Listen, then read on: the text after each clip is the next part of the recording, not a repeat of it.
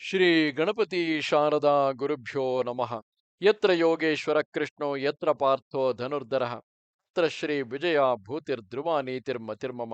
ಶ್ರೋತೃಗಳಿಗೆ ಶ್ರೀ ಅಳಸಿಂಗರಾಚಾರ್ಯ ವಿರಚಿತ ಶ್ರೀ ವ್ಯಾಸ ಮಹರ್ಷಿ ಪ್ರಣೀತ ಶ್ರೀಮನ್ ಮಹಾಭಾರತದ ಶಾಂತಿ ಪರ್ವದಲ್ಲಿ ಕೃಷ್ಣನು ತನ್ನ ಕೆಲವು ನಾಮಗಳ ವ್ಯುತ್ಪತ್ತಿಯನ್ನು ರುದ್ರ ನಾರಾಯಣರಿಗೆ ನಡೆದ ಯುದ್ಧವನ್ನು ಅರ್ಜುನನಿಗೆ ತಿಳಿಸಿದುದು ಎಂಬ 352ನೆಯ ಅಧ್ಯಾಯಕ್ಕೆ ಸ್ವಾಗತ. ಕೃಷ್ಣನು ಹೇಳುತ್ತಾನೆ, ಅರ್ಜುನ, ನನ್ನ ನಾಮಗಳ ನಿರುಕ್ತವನ್ನು ಹೇಳುವೆನು, ಸಾವಧಾನವಾಗಿ ಕೇಳು. ಸೂರ್ಯ ಚಂದ್ರರಿಬ್ಬರು ಅಥವಾ ಅಗ್ನಿ ಸೋಮರು ತಮ್ಮ ಕಿರಣಗಳೆನಿಸಿಕೊಂಡ ನನ್ನ ಕೇಶಗಳಿಂದಲೇ ಲೋಕಗಳನ್ನು ಎಚ್ಚರಿಸುತ್ತಲೂ ಅದಕ್ಕೆ ಉಷ್ಣವನ್ನು ಕೊಡುತ್ತಲೂ ಬೇರೆ ಬೇರೆಯಾಗಿ ಉದಿಸುವರು. ಸೂರ್ಯ ಚಂದ್ರರು ತಮ್ಮ ಕಿರಣಗಳಾದ ನನ್ನ ಕೇಶಗಳಿಂದ ನಡೆಸತಕ್ಕ ಈ ಕಾರ್ಯವು ಲೋಕಕ್ಕೆ ಹರ್ಷಜನಕವಾದುದರಿಂದ ನನ್ನನ್ನು ಹೃಷಿಕೇಶನೆನ್ನುವರು. ಬ್ರಹ್ಮ ಯಜ್ಞಗಳಲ್ಲಿ ನಾನು ಇಡೋಹೂತವೆಂಬ ಮಂತ್ರದಿಂದ ಆಹ್ವಾನಿಸಲ್ಪಟ್ಟು ಯಜ್ಞ ಭಾಗವನ್ನು ನಡೆಸುವುದರಿಂದಲೂ ನನ್ನ ಮೈಬಣ್ಣವು ಹರಿನ್ಮಣಿಯಂತೆ ಇರುವುದರಿಂದಲೂ ನಾನು ಹರಿ ಎಂದು ಕರೆಯಲ್ಪಡುವೆನು. ಲೋಕಕ್ಕೆಲ್ಲ ನಾನು ನಿವಾಸ ಸ್ಥಾನವು ಮತ್ತು ನಾನು ವೇದವಿತ್ತುಗಳಿಂದ ಸತ್ಯರೂಪನೆಂದು ವಿಮರ್ಶಿಸಲ್ಪಡುವೆನು. ಇದರಿಂದ ನಾನು ಋತುಧಾಮನೆನಿಸುವೆನು. ಹಿಂದೆ ಭೂಮಿಯು ನೀರಿನಲ್ಲಿ ಮುಳುಗಿ ಅದೃಶ್ಯವಾಗಿದ್ದಾಗ ಅದನ್ನು ನಾನು ಕಂಡುಹಿಡಿದು ಸಮುದ್ರದೊಳಗಿನಿಂದ ಉದ್ಧರಿಸಿದುದಕ್ಕಾಗಿ ದೇವತೆಗಳು ನನ್ನನ್ನು ಗೋವಿಂದನೆಂದು ಸ್ತುತಿಸಿದರು. ಶಿಪಿ ಅಂದರೆ ರೋಮಗಳೇ ಇಲ್ಲದವನು. ಅಂತಹ ನಾನು ಎಲ್ಲದರಲ್ಲಿಯೂ ಪ್ರವೇಶಿಸಿರುವುದರಿಂದಲೂ ಯಾಸ್ಕನೆಂಬ ಮುನಿಯು ಯಾಗಗಳಲ್ಲಿ ನನ್ನನ್ನು ಶಿಪಿವಿಷ್ಟನೆಂಬ ಹೆಸರಿನಿಂದ ಗಾನ ಮಾಡಿದುದರಿಂದಲೂ ನನಗೆ ಶಿಪಿವಿಷ್ಟನೆಂಬ ರಹಸ್ಯವಾದ ಈ ಹೆಸರುಂಟಾಗಿತು. ಆ ಯಾಸ್ಕನೇ ನನ್ನ ಅನುಗ್ರಹದಿಂದ ಪಾತಾಳದಲ್ಲಿ ಅಡಗಿದ್ದ ನಿರುಕ್ತವೆಂಬ ಗ್ರಂಥವನ್ನು ಪಡೆದನು. ಎಲ್ಲ ಪ್ರಾಣಿಗಳಲ್ಲಿಯೂ ಕ್ಷೇತ್ರಜ್ಞನೆನಿಸಿದ ನನಗೆ ಹಿಂದೆಯಾಗಲಿ ಈಗಲಾಗಲಿ ಮುಂದೆಯಾಗಲಿ ಜನ್ಮವಿಲ್ಲ. ಇದರಿಂದ ನನ್ನನ್ನು ಅಜನೆನ್ನುವರು. ನಾನು ಅಲ್ಪವಾಗಿಯಾಗಲಿ ಅಮಂಗಳವಾಗಿಯಾಗಲಿ ನುಡಿಯುವವನಲ್ಲ. ಸತ್ಯರೂಪಿಣಿಯಾಗಿ ಋತೆ ಎಂದು ಕರೆಯಲ್ಪಡುವ ಬ್ರಹ್ಮಪುತ್ರಿಯಾದ ಸರಸ್ವತಿಯೇ ನನ್ನ ವಾಕ್ಕು. ಅವಳು ನನ್ನ ಜಿಹ್ವೆಯಲ್ಲಿಯೇ ವಾಸಿಸುವಳು. ಪ್ರತ್ಯಕ್ಷಗಳಾದ ಪ್ರತಿವ್ಯಾಪಸ್ತೇಜಸ್ಸುಗಳೆಂಬ ಸತ್ತುಗಳು, ಅಪ್ರತ್ಯಕ್ಷಗಳಾದ ವಾಯುವಾಕಾಶಗಳೆಂಬ ಅಸತ್ತುಗಳು ನನ್ನ ಆತ್ಮದಲ್ಲಿಯೇ ಅಡಗಿಸಲ್ಪಟ್ಟಿವೆ. ಇದರಿಂದ ಪುಷ್ಕರವೆಂಬ ಬ್ರಹ್ಮಸ್ಥಾನದಲ್ಲಿರುವ ಋಷಿಗಳು ನನ್ನನ್ನು ಸತ್ಯನೆಂದು ಕರೆಯುವರು. ನಾನು ಸತ್ವ ಗುಣವನ್ನು ಯಾವಾಗಲೂ ಅಗಲಲಿಲ್ಲ. ಸತ್ವವು ನನ್ನನ್ನು ಬಿಡುವುದಿಲ್ಲ. ಈಗಿನ ಜನ್ಮದಲ್ಲಿಯೂ ಅದು ನನ್ನನ್ನು ಅಂಟಿಯೇ ಇರುವುದು. ಅದು ನನ್ನಿಂದಲೇ ಉಂಟಾದುದು. ಆ ಸತ್ವದಲ್ಲಿ ನೆಲೆಗೊಂಡೇ ನಾನು ಫಲಾಪೇಕ್ಷೆಯಿಲ್ಲದ ಕರ್ಮವನ್ನು ಆಚರಿಸುವೆನು. ನನಗೆ ಸ್ವಭಾವವೆನಿಸಿದ ಆ ಗುಣದಿಂದ ಕಲ್ಮಷರಹಿತವಾದ ಅಂತಹ ಜ್ಞಾನಕ್ಕೆ ಮಾತ್ರ ನಾನು ಗೋಚರನು. ಇದರಿಂದ ನಾನು ಸಾತ್ವತನೆನಿಸುವೆನು. ನಾನೇ ಕಬ್ಬಿಣದ ನೇಗಿಲಿನ ರೂಪವನ್ನು ತಾಳಿ ಭೂಮಿಯನ್ನು ಉಳುವುದರಿಂದಲೂ ನಾನು ಕೃಷ್ಣ ವರ್ಣದವನಾದುದರಿಂದಲೂ ಕೃಷ್ಣನೆನಿಸುವೆನು. ನಾನು ಜಲದೊಡನೆ ಭೂಮಿಯನ್ನು, ವಾಯುವಿನೊಡನೆ ಆಕಾಶವನ್ನು, ತೇಜಸ್ಸಿನೊಡನೆ ವಾಯುವನ್ನು ಸೇರಿಸತಕ್ಕವನು. ಅದರಲ್ಲಿ ನನ್ನ ಸಾಮರ್ಥ್ಯವು ಕುಂಠಿತವಾಗದುದರಿಂದ ನಾನು ವೈಕುಂಠನೆನಿಸುವೆನು. ಬ್ರಹ್ಮವು ಎಲ್ಲಕ್ಕಿಂತಲೂ ಮೇಲು, ಬ್ರಹ್ಮ ಧರ್ಮವು ಮೇಲಾದುದು. ನಾನು ಅದರಿಂದ ಚ್ಯುತನಾಗದುದರಿಂದ ಅಚ್ಯುತನೆನಿಸುವೆನು. ಎಲ್ಲೆಲ್ಲಿಯೂ ವ್ಯಾಪಿಸಿರುವ ಪೃಥಿವ್ಯಾಕಾಶಗಳನ್ನು ನಾನು ಸೇರಿಸಿ ಧರಿಸಿರುವೆನು. ಇದರಿಂದ ನಾನು ಅಧ, ಅಕ್, ಸಜ್ ಈ 3 ಪದಗಳ ಸಂಗಮ ರೂಪವಾದ ಅಧೋಕ್ಷಜನೆನಿಸುವೆನು. ವೇದವಿತ್ತುಗಳು ಕೂಡ ಪ್ರಾಗ್ವಂಶವೆಂಬ ಯಜ್ಞಶಾಲೆಯೊಳಗಿನ ಸ್ಥಳ ವಿಶೇಷದಲ್ಲಿ ಇದೇ ಹೆಸರಿನಿಂದ ನನ್ನನ್ನು ಗಾನ ಮಾಡುವರು. ಹಿಂದೆ ಉಗ್ರ ತಪಸ್ಸನ್ನು ಮಾಡುತ್ತಿದ್ದ ಮಹರ್ಷಿಗಳು ನಾರಾಯಣನು ಹೊರತು ಬೇರೆ ಅಧೋಕ್ಷಜನಿಲ್ಲವೆಂದರು. ಇದರಿಂದಲೂ ನನಗೆ ಅಧೋಕ್ಷಜನೆಂದು ಹೆಸರು ಬಹಳ ಪ್ರಸಿದ್ಧವಾಗಿದೆ. ಪ್ರಾಣಿಗಳ ಪ್ರಾಣಾಧಾರವೆನಿಸಿದ ಘೃತವು ನನ್ನ ಅರ್ಚಿಗಳೇ. ಇದರಿಂದ ನಾನು ಘೃತಾರ್ಚಿ ಎನಿಸಿದೆನು. ದೇಹದಲ್ಲಿ ವಾತ, ಪಿತ್ತ, ಶ್ಲೇಷ್ಮಗಳೆಂಬ 3 ಧಾತುಗಳ ಸಂಘಾತವುಂಟು. ಅವು ಕ್ಷಯಿಸಿದಾಗ ಪ್ರಾಣಿಗಳು ಕ್ಷಯಿಸುವವು. ಇದರಿಂದ ಆಯುರ್ವೇದಜ್ಞರು ನನ್ನನ್ನು ತ್ರಿಧಾತುವೆನ್ನುವರು. ವೃಷವೆಂದರೆ ಧರ್ಮವು, ನಾನು ಧರ್ಮರೂಪನು. ಕಪಿ ಎಂದರೆ ಉತ್ತಮ ವರಾಹವು. ಇದರಿಂದ ಕಶ್ಯಪ ಪ್ರಜಾಪತಿಯು ನನ್ನನ್ನು ವೃಷಾಕಪಿ ಎಂದನು. ಬ್ರಾಹ್ಮಣರಾಗಲಿ ದೇವತೆಗಳಾಗಲಿ ನನ್ನ ಆದಿ ಮಧ್ಯಾಂತಗಳನ್ನು ಕಂಡುದಿಲ್ಲ. ಅದರಿಂದ ನಾನು ಆದಿ ಮಧ್ಯಾಂತಗಳಿಲ್ಲದವನೆಂದು ಕೀರ್ತಿಸಲ್ಪಡುವೆನು. ಪವಿತ್ರವಾದ ಮತ್ತು ಶ್ರವಣಯೋಗ್ಯವಾದ ಮಾತುಗಳಿಗೆ ಮಾತ್ರ ನಾನು ಕಿವಿಗೊಡುವೆನಲ್ಲದೆ ಪಾಪ ವಚನಗಳನ್ನು ಗ್ರಹಿಸುವವನಲ್ಲ. ಅದರಿಂದ ನಾನು ಶುಚಿಶ್ರವನೆನಿಸಿದೆನು. ಹಿಂದೆ ಒಂದೇ ಕೊಂಬುಳ್ಳ ವರಾಹ ರೂಪದಲ್ಲಿ ನನಗೆ 3 ಹೆರಳುಗಳು ಎದ್ದುದರಿಂದ ನಾನು ತ್ರಿಕಕುತ್ ಎಂದು ಪ್ರಸಿದ್ಧನಾದೆನು. ಯೋಗಶಾಸ್ತ್ರಜ್ಞರು ಪರಮಾತ್ಮನನ್ನು ವಿರಿಂಚಿ ಎನ್ನುವರು. ವಿರಿಂಚಿ ಎಂದರೆ ಪ್ರಜಾಪತಿಯಾದ ಬ್ರಹ್ಮನೇ. ನಾನೇ ಸಮಸ್ತ ಲೋಕವನ್ನು ಸೃಷ್ಟಿಸಿ ಎಲ್ಲರಿಗೂ ಚೈತನ್ಯವನ್ನು ಉಂಟು ಮಾಡುವವನು. ಇದರಿಂದ ನನ್ನನ್ನು ವಿರಿಂಚಿ ಎನ್ನುವರು. ವಿದ್ಯಾ ಸಹಾಯನು ಸೂರ್ಯಮಂಡಲ ಸ್ಥಿತನೂ ಆದ ನನ್ನನ್ನು ಸಾಂಖ್ಯರು ಕಪಿಲನೆಂದು ಹೇಳುವರು.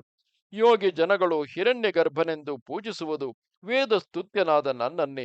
21 ಸಹಸ್ರ ಗ್ರಂಥ ಪರಿಮಿತಿಯುಳ್ಳ ಋಗ್ವೇದವು, ಸಹಸ್ರ ಶಾಖೆಯುಳ್ಳ ಸಾಮವೇದವು ನಾನೇ ಎಂದು ವೇದಜ್ಞರು ಹೇಳುವರು. ಬ್ರಾಹ್ಮಣರು ಆರಣ್ಯಕದಲ್ಲಿ ನನ್ನನ್ನು ಗಾನ ಮಾಡುವರು. ಒಟ್ಟಿನಲ್ಲಿ 101 ಶಾಖೆಯುಳ್ಳ ಯಜುರ್ವೇದದಲ್ಲಿಯೂ ಅಧ್ವರ್ಯಗಳು ನನ್ನನ್ನು ಕೀರ್ತಿಸುವರು. 5 ಕಲ್ಪಗಳಿಂದಲೂ ಎಲ್ಲ ಕೃತ್ಯಗಳಿಂದಲೂ ಕೂಡಿದ ಅಥರ್ವಣ ವೇದವನ್ನಾಗಿಯೂ ನನ್ನನ್ನೇ ವೇದಜ್ಞರು ಕೀರ್ತಿಸುವರು.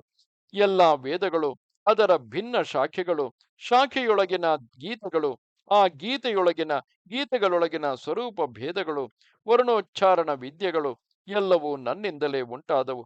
ಬ್ರಹ್ಮಾದಿ ದೇವತೆಗಳ ಪ್ರಾರ್ಥನೆಯ ಮೇಲೆ ವರಪ್ರದನು, ವೇದಗಳ ಕ್ರಮದಲ್ಲಿ ಅಕ್ಷರ ವಿಭಾಗವನ್ನು ತಿಳಿದವನು, ಉತ್ತರ ಕೋಣದಲ್ಲಿ ಇರುವವನು ಆದ ಅಶ್ವಗ್ರೀವನೆಂಬುವನು ನಾನೇ.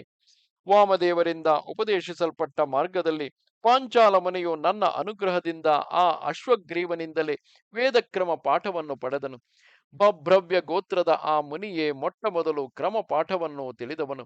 ಆಮೇಲೆ ಗಾಲವನು ನಾರಾಯಣನ ವರದಿಂದ ಉತ್ತಮ ಯೋಗವನ್ನು ಪಡೆದು ಆ ಕ್ರಮ ಪಾಠವನ್ನು, ವೇದ ಶಿಕ್ಷೆಯನ್ನು ಹೊರಪಡಿಸಿ ಅದರಲ್ಲಿ ಪಾರಂಗತನೆನಿಸಿದನು. ಆಮೇಲೆ ಪುಂಡರೀಕನೆಂಬ ಹೆಸರುಳ್ಳ ಬ್ರಹ್ಮದತ್ತ ರಾಜನು ಮರಣದಿಂದ ಉಂಟಾದ ದುಃಖವನ್ನು ಬಾರಿ ಬಾರಿಗೂ ಚಿಂತಿಸಿ, ಯೋಗಿಗಳು 7 ಜನ್ಮಗಳಿಂದ ಪಡೆಯತಕ್ಕ ಸಂಪತ್ತನ್ನು ನನ್ನ ಪ್ರಸಾದದಿಂದ ಹೊಂದಿದನು. ಪಾರ್ಥ, ಹಿಂದೆ ನಾನು ಒಂದಾನೊಂದು ಕಾರಣಕ್ಕಾಗಿ ಧರ್ಮನ ಪುತ್ರನಾಗಿ ಹುಟ್ಟಿದೆನು. ಇದರಿಂದ ನಾನು ಧರ್ಮಜನೆನಿಸಿದೆನು.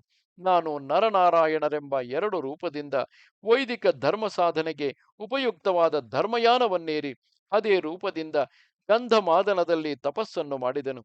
ಆಗ ದಕ್ಷನ ಮಹಾಯಜ್ಞವು ನಡೆಯುತ್ತಿದ್ದಿತು. ದಕ್ಷನು ಆ ಯಜ್ಞದಲ್ಲಿ ರುದ್ರನಿಗೆ ಹವಿರ್ಭಾಗವನ್ನು ಕೊಡದಿರಲು ದಧೀಚಿಯ ಪ್ರೇರಣೆಯಿಂದ ರುದ್ರನು ಆ ಯಜ್ಞವನ್ನು ನಾಶಗೊಳಿಸಿದನು.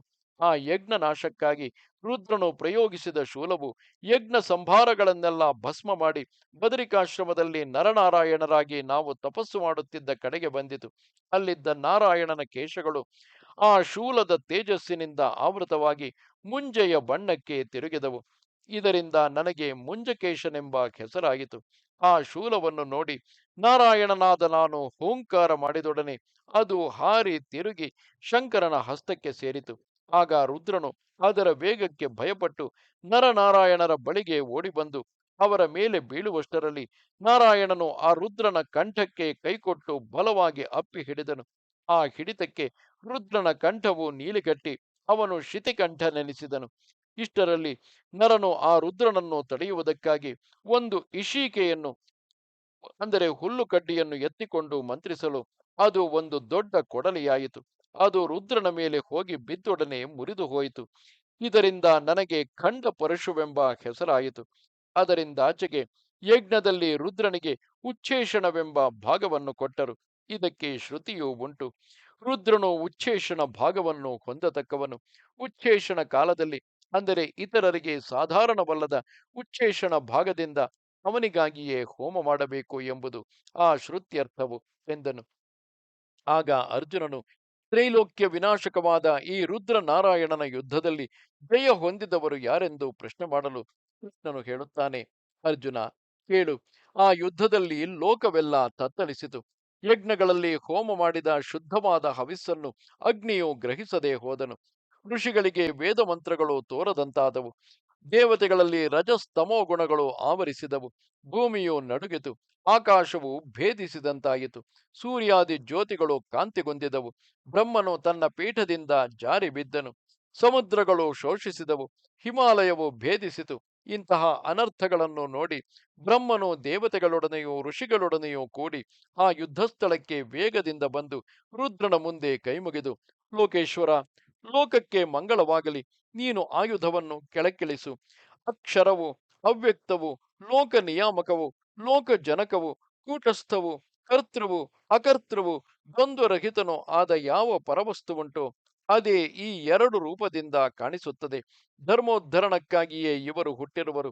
ಇಬ್ಬರು ಮಹಾ ತಪಸ್ವಿಗಳು, ದೇವಶ್ರೇಷ್ಠರು. ನಾನು ಒಂದು ಕಾರಣಕ್ಕಾಗಿ ಅವನ ಅನುಗ್ರಹದಿಂದ ಹುಟ್ಟಿದವನು. ನೀನು ಹಿಂದೆ ಅವನ ಕ್ರೋಧದಿಂದ ಉತ್ಪನ್ನನಾದವನೇ. ಆದುದರಿಂದ ನೀನು ಈಗ ನಮ್ಮೆಲ್ಲರೊಡನೆ ಸೇರಿ ವ್ಯಕ್ತ ಸ್ವರೂಪದಿಂದಿರುವ ಆ ಬ್ರಹ್ಮವನ್ನು ಶಾಂತಿಗೊಳಿಸು.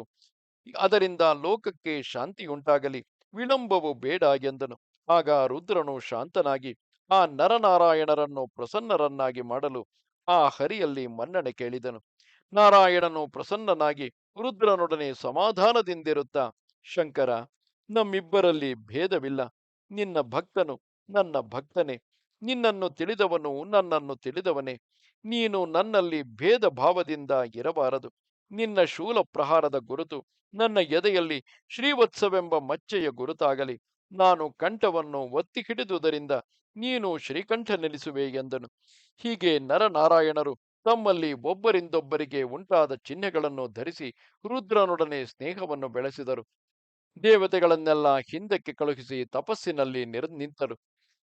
ಅರ್ಜುನ, ಹೀಗೆಯೇ ನಾನು ನಾನಾ ರೂಪಗಳಿಂದ ಭೂಲೋಕ, ಬ್ರಹ್ಮಲೋಕ, ಗೋಲೋಕಗಳನ್ನೆಲ್ಲ ಸಂಚರಿಸುತ್ತಿರುವೆನು.